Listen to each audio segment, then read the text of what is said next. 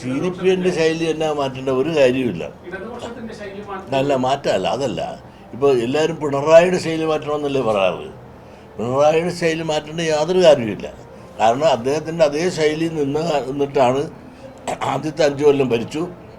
അതേ ശൈലി തന്നെ ഒരു മാറ്റം എല്ലാവരും വിമർശിച്ചിട്ട് പോലും മാറിയില്ല. രണ്ടാമത് 3 കൊല്ലത്തേക്ക് 5 കൊല്ലത്തേക്ക് പിന്നീട് തിരഞ്ഞെടുത്തു. അതേ ശൈലി തന്നെ തുടങ്ങുന്നു ഇപ്പോഴും. അപ്പോൾ ശൈലി മാറ്റം കൊണ്ട് അദ്ദേഹത്തിന് വോട്ട് കുറഞ്ഞിട്ടൊന്നുമില്ല. രണ്ടാമതും ഒരുപാട് പ്രശ്നങ്ങളുണ്ടായിരുന്നില്ല കഴിഞ്ഞ 5 കൊല്ലത്തിന് മുമ്പ്. ശബരിമല പ്രശ്നങ്ങളും എന്തെല്ലാം പ്രശ്നങ്ങൾ തീപ്പെരി പോലെ നിന്ന ആ ഒരു കാലഘട്ടത്തിലാണ് രണ്ടാം പിണറായി സർക്കാരിൻ്റെ തിരഞ്ഞെടുപ്പ് വന്നത്.